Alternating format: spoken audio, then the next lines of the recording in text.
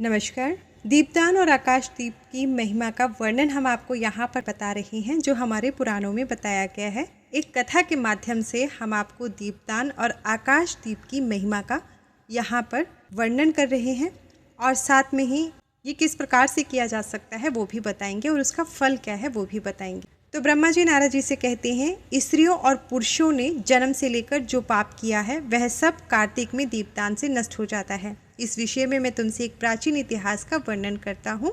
नारद सुनो। पूर्व काल में द्रविड़ देश में एक बुद्ध नामक ब्राह्मण रहता था। उसकी स्त्री बड़ी दुष्टा और दुराचार परायणा थी। उसके संसर्ग दोष से पति की आयु क्षीण हो गई और वह मृत्यु को प्राप्त हुआ। पति के मर जाने पर भी वह विशेष रूप से व्यभिचार में लग गई। उसको लोक निंदा से तनिक भी लज्जा नहीं होती थी। उसके न तो कोई पुत्र था और न ही कोई भाई था।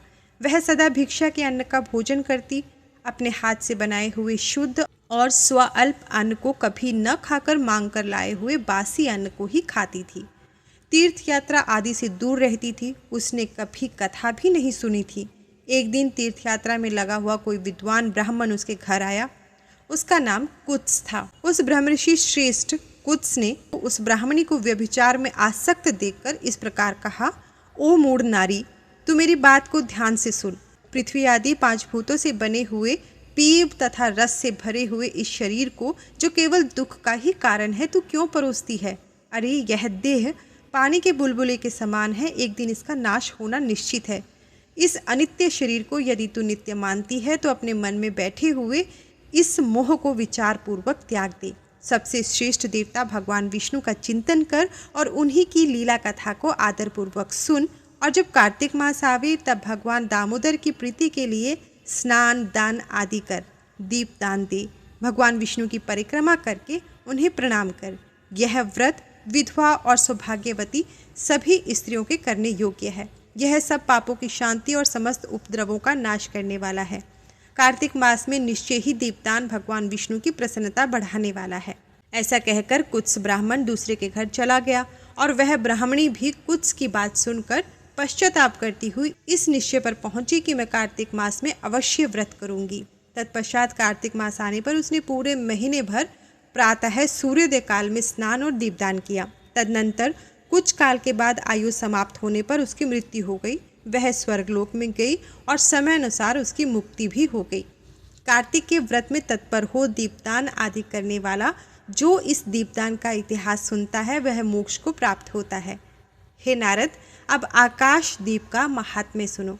कार्तिक मास आने पर जो प्रातः स्नान में तत्पर हो आकाश दीप का दान करता है वह सब लोकों का स्वामी और सब संपत्तियों से संपन्न होकर इस लोक में सुख भोगता है और अंत में मोक्ष को प्राप्त होता है। इसलिए कार्तिक में स्नान दान आदि कर्म करते हुए भगवान विष्णु के मंदिर के कंगूरे पर 1 मास तक अवश्य दीपदान करना चाहिए। महाराज सुनंद ने चंद्र शर्मा ब्राह्मण के बताए अनुसार 1 मास तक विधि पूर्वक व्रत किया। वे कार्तिक में प्रतिदिन प्रातः काल स्नान करके पवित्र होते और कोमल तुलसी दलों से भगवान विष्णु की पूजा करके रात में उनके लिए आकाश दीप देते थे। दीप देने के समय वे इस प्रकार के मंत्र का उच्चारण करते थे। आपको बता देते हैं कि आकाश दीप जो है वो प्रातः ब्रह्म मुहूर्त में भी दिया जाता है और शाम को सूर्यास्त होने के बाद भी दिया जाता है। तो वो ही इस कथा में बताया जा रहा है। यहाँ पे बोला जा रहा है कि वो प्रातः काल उठकर स्नान करते थे, कोमल तुलसी दलों से भगवान विष्णु की पूजा करते थे। पूरा दिन व्यतीत होने पर रात में उनके लिए आकाश दीप देते थे। दीप देते समय इस मंत्र का उच्चारण करते थे, जिसका उच्चारण आप भी कर सकते हैं। दामोदराय विश्वाय विश्वरूप धराय च नमस्कृत्वा पदास्यामि व्योमदीपम हरिप्रियम। अर्थात मैं सर्वस्वरूप एवं विश्वरूपधारी भगवान दामोदर को नमस्कार करके यह आकाश दीप देता हूँ या देती हूँ, जो भगवान को परम प्रिय है। देवेश्वर, इस व्रत से आप में मेरी भक्ति बढ़े। इस भाव से प्रार्थना करके राजा सुनंद आकाश दीप करते थे। ब्रह्म मुहूर्त में उठकर वे पुनः आकाश दीप करते थे। उनका प्रातः काल स्नान और भगवान विष्णु की पूजा का क्रम नियम पूर्वक चलता रहा। मास की समाप्ति होने पर उन्होंने व्रत का उद्यापन करके आकाश दीप के नियम को भी समाप्त किया और ब्राह्मणों को भोजन कराकर इस विष्णु व्रत की पूर्ति की। इस पुण्य के प्रभाव से राजा ने इस लोक में स्त्री, पुत्र, पौत्र और स्वजनों के साथ लाख वर्षों तक पार्थिव भोगों का उपभोग किया और अंत में सुंदर विमान पर आरूढ़ हो 4 भुजाधारी शंख, चक्र, गदा आदि आयुधों से सुशोभित पीताम्बरधारी विष्णु का सा ही दिव्य शरीर पाकर मोक्ष का आश्रय लिया। वे विष्णु लोक में भगवान विष्णु के ही समान सुखपूर्वक रहने लगे। अतः कार्तिक मास में दुर्लभ मनुष्य जन्म को पाकर भगवान विष्णु को प्रिय लगने वाले आकाश दीप का विधि पूर्वक दान देना चाहिए। जो संसार में भगवान विष्णु की प्रसन्नता के लिए आकाश दीप देते हैं, वे कभी अत्यंत क्रूर वाले यमराज का दर्शन नहीं करते। देखिए, हमारे पुराणों में ही सब कुछ दिया गया है। अब आगे ब्रह्मा जी कहते हैं, एकादशी से, तुला राशि के सूर्य से या फिर पूर्णिमा से लक्ष्मी सहित भगवान विष्णु की प्रसन्नता के लिए आकाश दीप प्रारंभ करें। आप ये आश्विन मास की पूर्णिमा से कार्तिक मास की पूर्णिमा तक कर सकते हैं।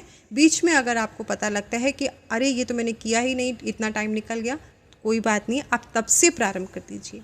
अगर कार्तिक मास प्रारंभ हो भी चुका है और आपको तब पता चलता है तो आप तब से प्रारंभ कर दीजिए। तो यहाँ पर कहा जा रहा है कि विष्णु भगवान की प्रसन्नता के लिए आकाश दीप प्रारंभ करना चाहिए। आकाश दीप देते हुए आप इस मंत्र का उच्चारण भी कर सकते हैं, जो मनुष्य पितरों के लिए आकाश में दीपदान करते हैं, उनके पितर नरक में हो तो भी उत्तम गति को प्राप्त होते हैं। पितरों के निमित्त अगर आकाश दीप दिया जा रहा है तो ये मंत्र बोला जाता है, नमः पितृभ्य प्रेतेभ्यो, नमो धर्माय विष्णवे, नमो यमाय रुद्राय, कांतारपत्ये नमः। अर्थात पितरों को नमस्कार है, प्रेतों को नमस्कार है, धर्म स्वरूप विष्णु को नमस्कार है, यमराज को नमस्कार है तथा दुर्गम पथ की रक्षा करने वाले भगवान रुद्र को नमस्कार है।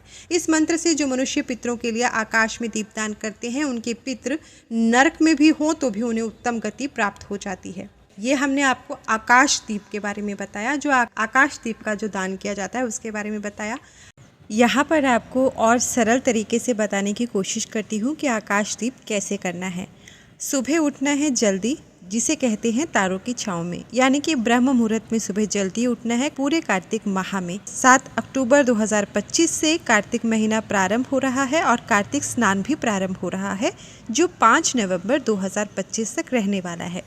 तो आप सुबह जल्दी उठिए, स्नान करिए और उसके बाद खुले आकाश के नीचे या तो घर की छत पर आप दीप दान करिए, तो उसे आकाश दीप कहते हैं। आप घर की छत पर गए, खुले आकाश में आपने घर की छत पर एक दीवार पर एक दीप जलाना है, जो शुद्ध देसी गाय के घी का दीप होना चाहिए। अगर शुद्ध घी आपके पास अवेलेबल नहीं है तो आप शुद्ध तिल के तेल का दीपक भी जला सकते हैं। बाती आप खड़ी रखें या टेढ़ी रखें, उससे कोई फ़र्क नहीं पड़ता है।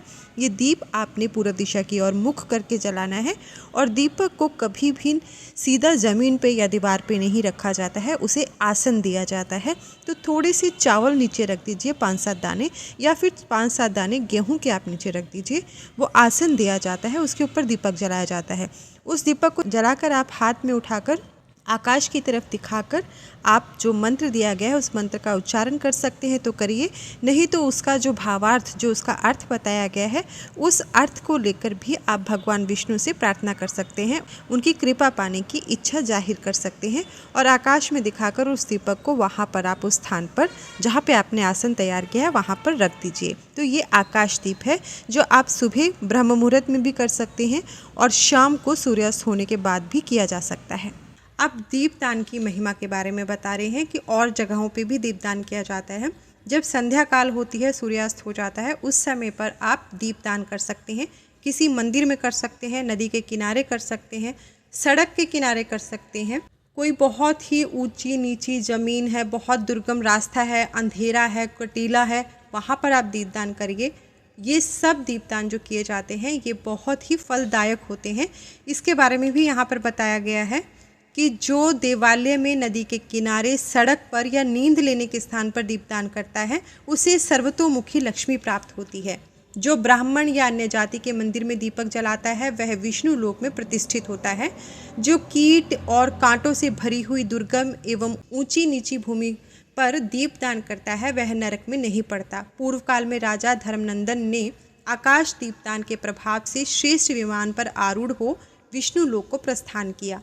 जो कार्तिक मास में हरिप्रबोधिनी एकादशी को भगवान विष्णु के आगे कपूर का दीपक जलाता है, उसके कुल में उत्पन्न हुए सभी मनुष्य भगवान विष्णु के प्रिय भक्त होते हैं और अंत में मोक्ष प्राप्त करते हैं। पूर्व काल में कोई गोप अमावस्या तिथि को भगवान विष्णु के मंदिरों में दीपक जलाकर तथा बार बार जय जयकार का उच्चारण कर राज राजेश्वर हो गया था।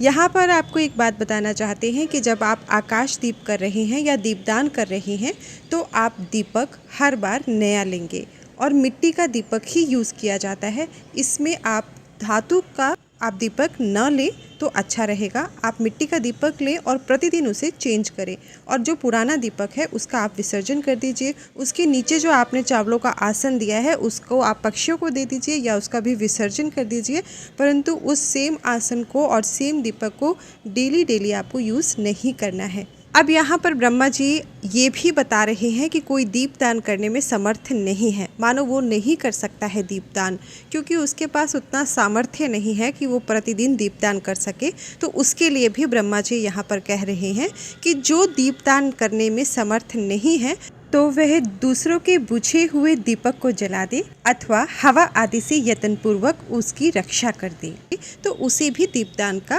फल प्राप्त हो जाता है। तो दीपदान की इतनी ज़्यादा महिमा है, तो मैं आपको कहती हूँ कि ये कार्तिक मास में दीपदान पूरा लाभ उठाएं। जब आपको पता चलता है, जिस दिन से पता चलता है कार्तिक मास अगर समाप्त नहीं हुआ है तो आप दीपदान ज़रूर करें।